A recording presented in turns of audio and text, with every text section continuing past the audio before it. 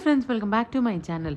నిజంగా ఇడ్లీ దోసలు ఎవరికని పెట్టారో కానీ వాళ్ళకైతే దండేసి దండం పెట్టాలనిపిస్తదనమాట. ఒక్కసారి బ్యాటర్ చేసేసుకుంటే హ్యాపీగా 2, 3 డేస్ మనకి టెన్షన్ ఫ్రీగా ఇంట్లో వాళ్ళందరికీ బ్రేక్‌ఫాస్ట్ చేసుకొని పెట్టుకోవచ్చు. సో, నార్మల్‌గా వీక్ స్టార్టింగ్‌లో అయినా ఆర్ వీకెండ్‌లో అయినా కూడా నేను నార్మల్‌గా బ్యాటర్స్ చేసి పెట్టేసుకుంటాననమాట. ఒక 2, 3 వెరైటీస్ అంటే రెగ్యులర్‌గా ఒకటే బ్రేక్‌ఫాస్ట్ పెడితే కూడా ఇంట్లో వాళ్ళు బోర్ అయిపోతారు కదా! సో, ఎవరికి కావాల్సింది వాళ్ళకి చేసి పెట్టొచ్చు అన్నట్టు నేనొకటి white rice dosa batter and ragi dosa batter అయితే చేసుకుంటున్నాను.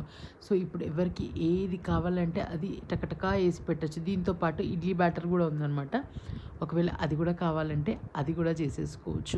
నిజంగా ఇదొక వరం అనే చెప్పాలి. ఇది పొద్దున్న లేసి ఫర్మెంట్ అయ్యింది అనుకుంటే ఇక దానికంటే సంతోషం ఉండదు. మంచిగా పల్లీ చట్నీ చేసేస్తే ఇంకా లొట్టలేసుకుంటూ తింటారనమాట దోస, ఇడ్లీ అంటే.